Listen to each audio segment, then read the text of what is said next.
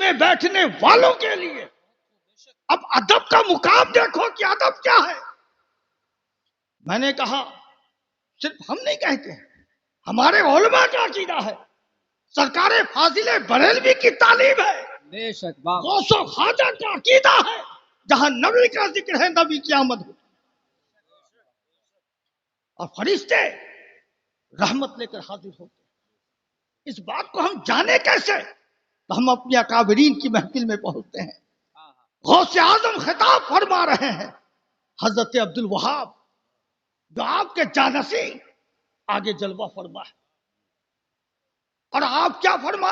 اچانک حضرت عبد الوہاب رضی اللہ تعالیٰ عنہ کے امامہ میں آگ لگ گئی. آپ نے فرمایا بیٹا تم انہی لوگوں میں سے، تم انہی لوگوں میں سے ہو. تقریر ختم ہوئی. لوگ حیران ہیں کہ غوث اعظم کے فرزند اور امامہ میں آگ لگنا مانا کیا ہے؟ سرکار غوث اعظم کی بارگاہ میں پہنچے، کہا کہ حضور حیران ہے، پریشان ہے، آخر یہ آگ لگی کیوں؟ پھر آپ نے فرمایا کہ بیٹا تم انہی لوگوں میں سے ہو. پھر آگ بجھ گئی. کہا کہ بلاؤ عبد الوہاب کو. حضرت سیدنا عبد الوہاب رضی اللہ تعالیٰ عنہ کو بلایا گیا. پوچھا کہ فرزند یہ بتاؤ کہ آگ کیوں لگی؟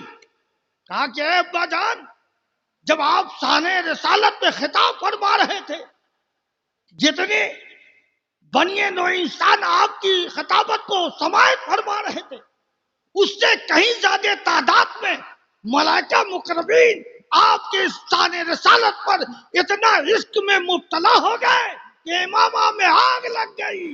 اور جب میں نے دیکھا تو میرے بھی امامہ میں آگ لگ گئی. واہ واہ واہ پتہ یہ چلا کہ فرشتوں کی آمد ہوتی ہے. اب پھر سرکار کی آمد، پھر سرکار دو عالم حضرت محمد مصطفیٰ صلی اللہ علیہ وسلم کی آمد ہوتی ہے. اس لیے محفل میں گھنٹہ بھر ہی بیٹھو مگر ادب سے بیٹھو، خاموشی سے بیٹھو. جب جب نبی کا ذکر آئے درود پڑھتے رہو. حضرت سیدنا غوث اعظم شیخ محی الدین عبد القادر جیلانی قطب ربانی محبوب سبحانی شہباز آسمانی خطاب فرما رہے ہیں. اگر کوئی عالم دین اگر خطاب کرے اور اچانک اسٹیج سے نیچے آ جائے، میں ہی خطاب کے درمیان اگر کسی کے آگے کھڑا ہو جاؤں تو لوگ تو حیران ہو جائیں گے کہ کھڑے کیوں ہوئے. پھر غوث اعظم سلطان الاولیاء درمیانے خطابت حضرت علی ابن حیاتی کے آگے کھڑے ہیں. واہ واہ واہ لوگ حیران ہیں. گھنٹوں کھڑے رہے، واپس آئے. خطابت کے بعد لوگوں نے کہا کہ حضور آپ جیسا کوئی ولی نہیں. آخر حضرت علی کے آگے آپ کا کھڑا ہونا مقصد کیا ہے؟ تو آپ نے فرمایا علی بن الحیاتی کو بلاؤ، وہ خود ہی بتا دے گا کہ میں کھڑا ان کے آگے تھا یا کوئی اور بات تھی. حضرت علی بن الحیاتی کو طلب کیا گیا. آپ سرکار غوث اعظم فرماتے ہیں اے علی یہ بتاؤ جب شان رسالت پر میں خطاب کر رہا تھا تمہیں نیند آ گئی تھی اور تم نیند کی حالت میں سرکار دو عالم کا دیدار کر رہے تھے، اور جب تم یہ دیدار کر رہے تھے اور فرق اتنا تھا کہ تم نیند کی حالت میں دیدار کر رہے تھے اور میں ظاہرہ دیدار کر رہا تھا. علی بن الحیاتی کے آگے کھڑا ہونا نہ تھا بلکہ اپنے جد کریم کے استقبال کے لیے غوث اعظم کھڑا. نعرہ تکبیر، نعرہ رسالت، اولاد غوث اعظم، فیضان غوث اعظم، فیضان مولا علی، فیضان اہل بیت، نعرہ تکبیر، نعرہ رسالت. پتہ یہ چلا کہ جہاں ذکر مصطفیٰ ہو وہاں ملائکہ کی آمد ہوتی ہے، رحمتوں کا نزول ہوتا ہے. اور نبی کی آمد ہوتی ہے. اگر آمد نہ بھی ہو تو ذکر کرنے والا سننے والا گنبد خضرا کے سائے میں ہوتا ہے.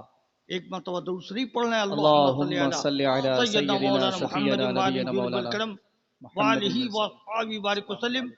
صلاۃ و سلام علیکہ یا رسول اللہ، صلاۃ و سلام علیکہ یا حبیب اللہ. صلی اللہ تعالی.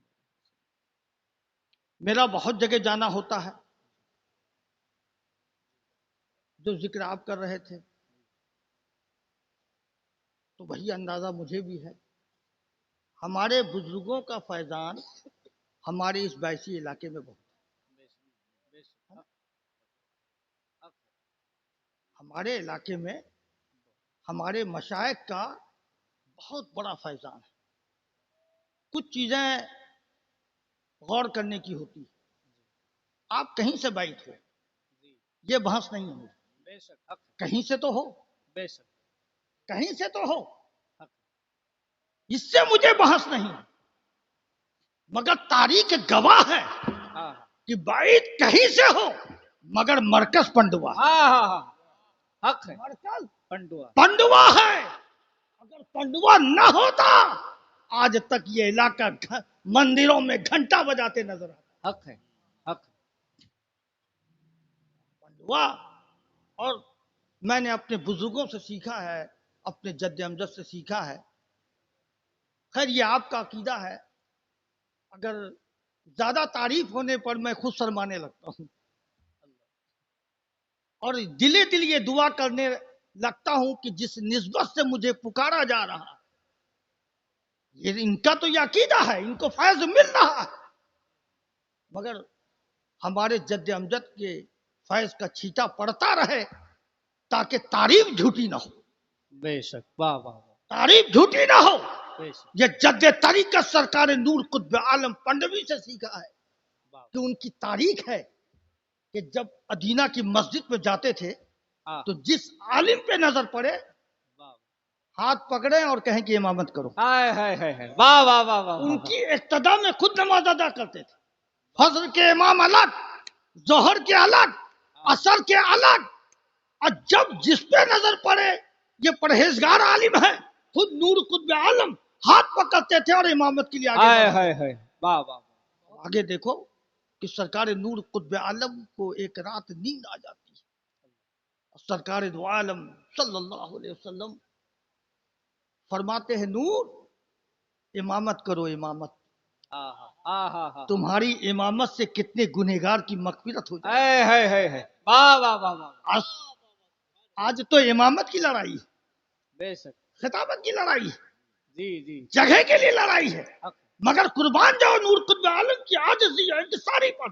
اور وہ امام جس کا انتخاب خود اللہ کے رسول کر رہے ہیں کہ اے نور امامت کرو. تمہاری امامت سے جو تمہاری اقتدا میں نماز ادا کرے کتنے جنتی ہو جائیں گے.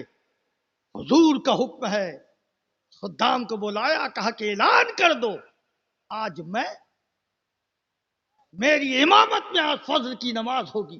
اعلان ہو جاتا ہے. پنڈوا کیا قرب جوار کے جتنے لوگوں نے سنا کثیر تعداد میں ادینہ کی مسجد پہنچ گئے. اب دیکھو کہ جب نماز امامت کے لیے سرکار نور قطب عالم کھڑے ہوتے ہیں, رکوع میں گئے, سجدے میں گئے, سورج طلوع, لوگوں میں چیمے گوئیاں ہونے لگی. کوئی کہہ رہا ہے کہ نماز دہرانی ہوگی, کوئی کہہ رہا نماز قضا ہو گئی, کوئی کہہ رہا ہے کہ حضور نور قطب عالم کو ہوا کیا ہے جو سر کو سجدے سے نہیں اٹھا رہے ہیں. اسی آسنے میں حاطب ندا ہوتی ہے, گھبراؤ مت, جس نے میرے نور کے اقتدا میں نیت کر لی وہ جنت. واہ واہ واہ واہ واہ. آج تو بڑے آسانی سے ہم جلسہ بھی کرتے ہیں, مساجد کی تعمیر بھی کرتے ہیں, ہم اپنے رسول پاک کا پیغام بھی پہنچاتے ہیں. ان بزرگوں نے تو جہاد کیا ہے, اسلام کے لیے جہاد کیے ہیں.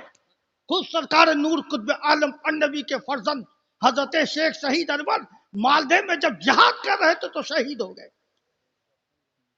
آج بھی تاریخ گواہ ہے کہ 2 جگہ آستانہ ہے.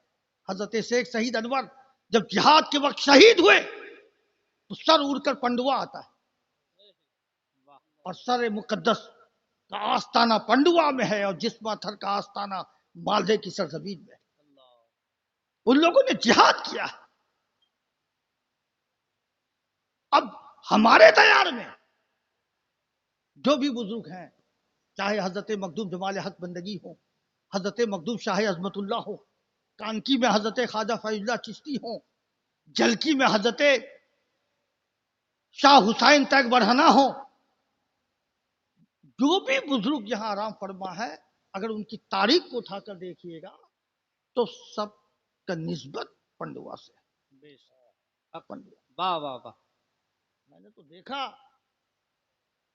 اپنی آنکھوں سے، اگر آپ بھی گئے ہیں تو دیکھا ہوگا کہ جو حجات تعویذات سے شفا نہیں ملتی ہے، بے شک مخدوم پنڈوی کی چوکھٹ سے شفا واہ ملتی واہ واہ حق ہے حق ہے حق ہے ہے۔ یہ عقیدہ کو جتنا مضبوط کریں گے اتنا مقام اعلیٰ ہوگا، ورنہ دستار لے لو گے تو عالم نہیں بن جاؤ گے۔ بے شک عالم کے لیے بھی شرائط ہے، سبستان رضا خرید لو گے تو عامل نہیں بن جاؤ گے، ہائے ہائے اس کے لیے عمل کی ضرورت عمل کی ضرورت ہے واہ واہ واہ واہ عمل کی واہ واہ واہ واہ مگر واہ میرے بزرگوں نے جو خدمات کیے ہیں، غریب نواز آئے، جی آئے ہے غریب نواز آئے، بے شک پانی بند، پانی بند سب لوگ جانتے ہیں، پانی بند، جی اور انا ساگر کو اپنے کوجا میں بلا لیا۔ سب تو اتنی تاریخ جانتے ہیں، مگر حقیقتاً غریب نواز نے نہیں بلایا تھا، مرید سے کہا کہ جاؤ انا ساگر سے کہنا غریب نواز تمہیں بلا رہے ہیں۔ واہ واہ سارا انا ساگر غریب نواز کے کوزے میں، اے غریب نواز تو نے کیوں نہیں بلایا؟ اپنے مرید سے کیوں بلوایا؟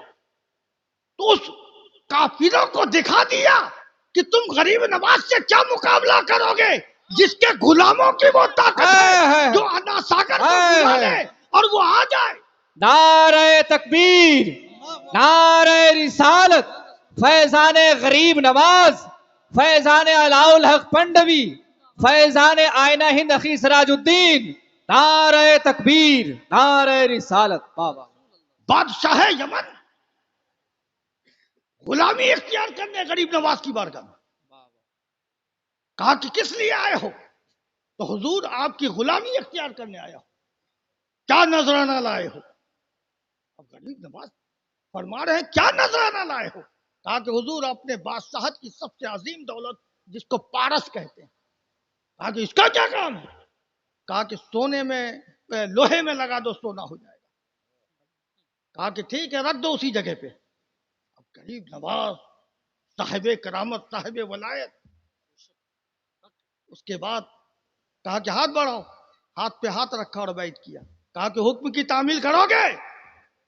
کہا کہ حضور آپ کی غلامی اختیار کر چکا ہوں، حکم کی تعمیل کے لیے کمر بستہ ہوں، حکم تو فرمائے۔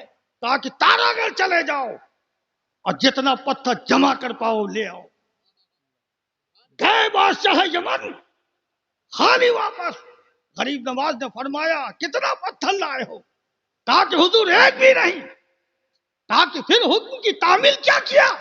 کہا کہ حضور کیا بتاؤں، جب سے میرے دست آپ کے دست پاک سے مس کر گیا ہے، تاثیر ایسی ہو گئی ہے کہ تارا گڑھ کے جس پتھر کو چھوتا ہوں وہ پارس ہو۔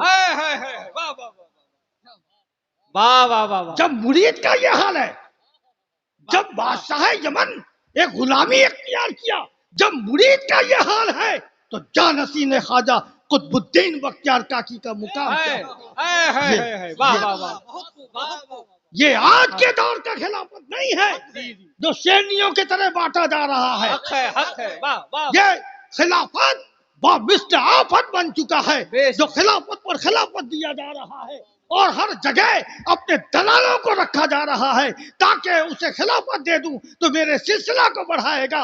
میرے پنڈوا کے سرکاروں نے مجھے یہ درس نہ دیا ہے۔ آپ دیکھ لو نظر اٹھا کر، ایک پنڈوا ایک ایسا واحد عرس ہے، ہر جگہ کا اشتہار شائع ہوتا ہے، لیکن پنڈوا کے عرس کا اشتہار آپ نہیں دکھا سکتے ہو۔ میرے بزرگوں نے یہ درس دیا ہے، میرے بزرگوں نے وہ درس دیا ہے کہ رام دیو کے پتنجلی کے طرح ہم پرچار نہیں کرتے، اور پرچار کرنے والے کو دیکھا ہے جب ضرورت پڑی ہے تو اسی مخدوم پنڈوی کے چوکھٹ کو چومتے نظر آئے۔ واہ واہ آج کا یہ خلافت نہیں۔ خواجہ معین الدین چشتی نے قطب الدین پہ نظر ڈالی تو معین الدین بنا دیا۔ معین الدین نے جب بڑے فرید الدین پہ نظر ڈالی تو قطب الدین بنا دیا. فرید الدین نے نظام الدین پہ نظر ڈالی تو فرید الدین بنا دیا. نظام الدین نے اخی سراج الدین پر نظر ڈالی تو نظام الدین بنا دیا. سراج الدین نے علاء الدین پر نظر ڈالی تو سراج الدین بنا دیا. واہ واہ واہ سبحان اللہ سبحان. یہ دینے کا سلسلہ اور خان کا ہے. ایک بات اور کہتا ہوں, اور ڈنکے کے چوٹ پر جو تاریخ ہے خان کا ہے. نعمتوں کا ذخیرہ ہے, نعمتیں بٹتی ہیں. خانقاہوں میں نعمتیں بٹتی ہیں, مگر پنڈوا واحد خان کا ہے جہاں نعمتیں بٹتی بھی ہیں اور نعمتیں چھنتی بھی ہیں.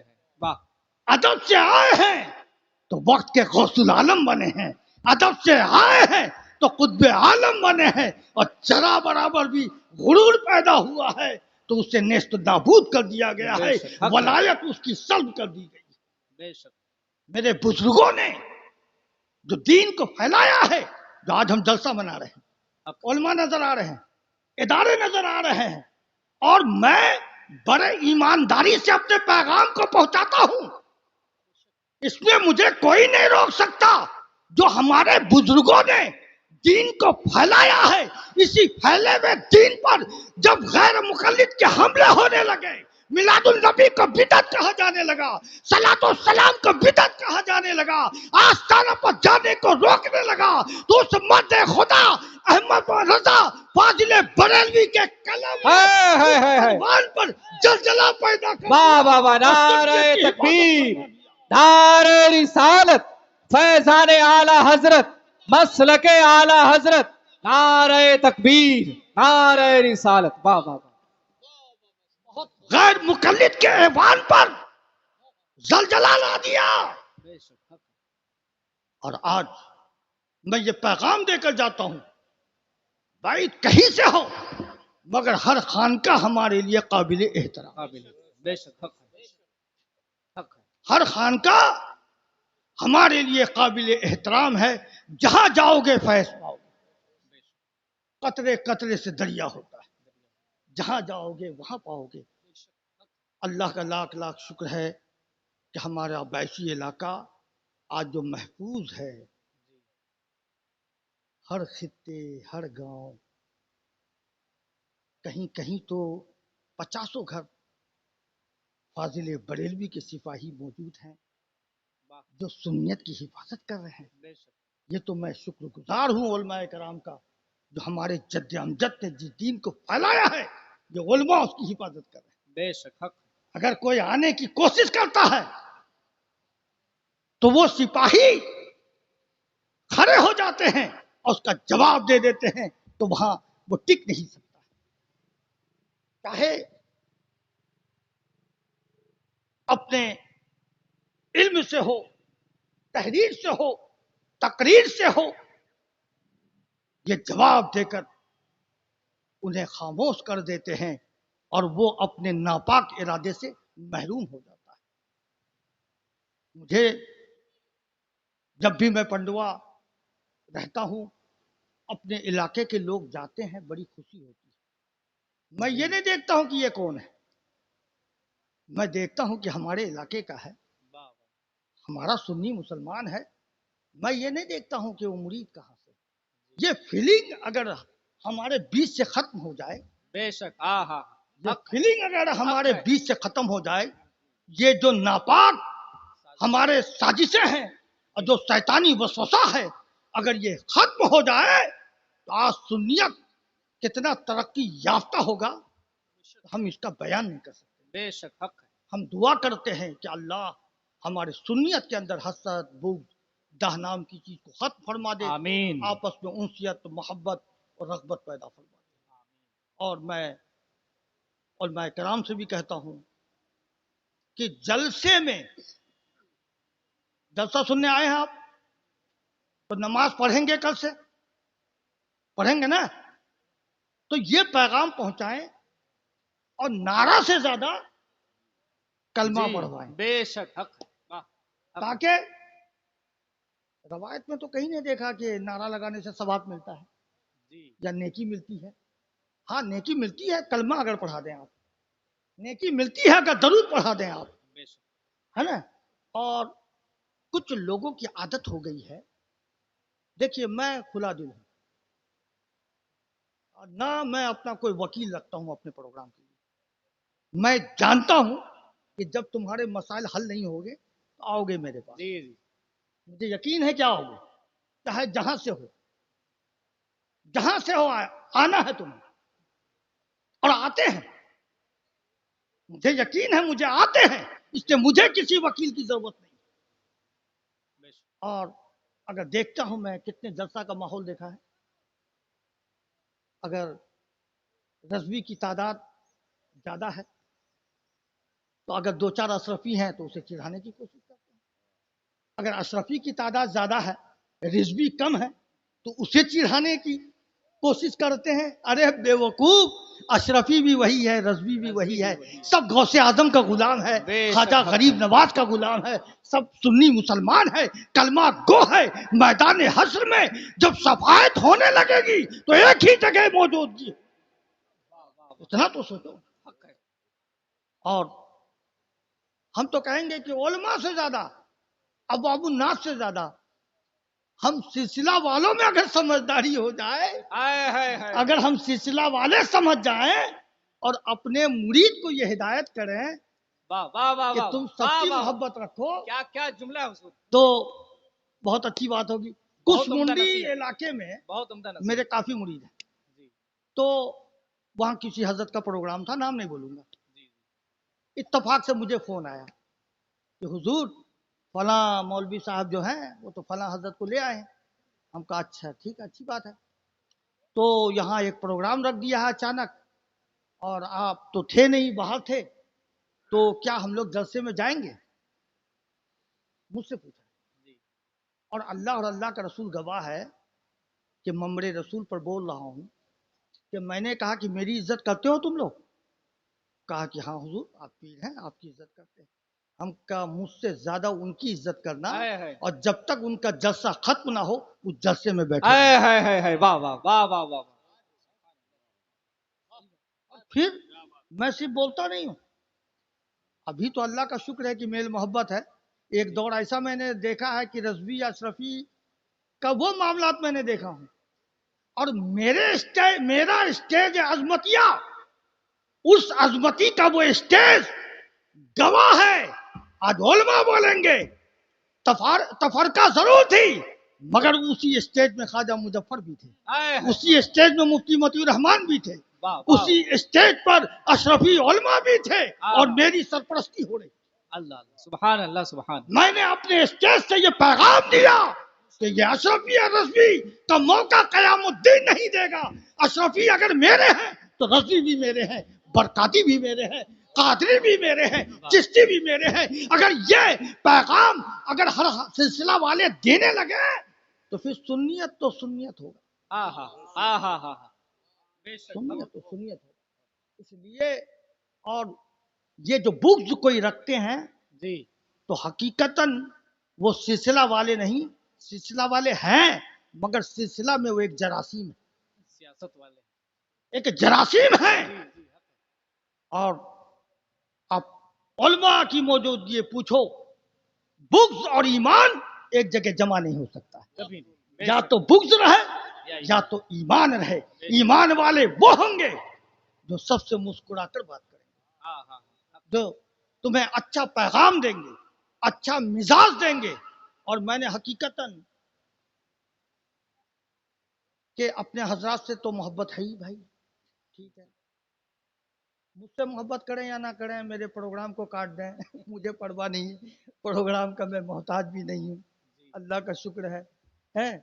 تو اب جیسے ہمارے رضوان میاں صاحب, آپ ہے نا بریلی شریف کے حضرت رضوان میاں صاحب, کہیں پروگرام کراؤ مگر کوئی مائی کا لال میں یہ دم نہیں ہے کہ پروگرام تو کراؤ گے جو باسبریا جانے سے انہیں کوئی روک دے. واہ واہ واہ واہ. یہ محبت ہے, یہ محبت ہے. لاک ڈاؤن میں پھنس گئے بارسوئی میں, لانے گیا لوگ, مینج کیا گیا, ایس ڈی او سے پرمیشن لیا گیا, جب بیسی آئے لوگوں نے کوشش کیا کہ حضور یہاں رہے حضور یہاں رہے، کہا کہ کہیں نہیں رہوں گا، باس دریا میں رہوں گا۔ کہا کہ حضور وجہ کیا ہے؟ کہا کہ یہاں رہوں گا تو کون سا آستانہ میں حاضری دوں گا، وہاں رہوں گا تو مخدوم شاہ عظمت اللہ سے فیض پاؤں گا۔ اور تقریباً 8 سے 9 مہینہ وہ باس دریا میں رہے۔ اور عید کے دن کی کہانی سنیں کہ عید اور بقرعید کی نماز میں پڑھاتا تھا۔ جب سے میرا فرزند بھتیجا مولانا سید احمد کبیر ہوا تو یہ ذمہ داری ہم نے دے دیا اسے کہ بیٹا اب عید کی نماز بقرعید کی نماز تم پڑھاؤ، اب میں عید پنڈوا پڑھوں گا۔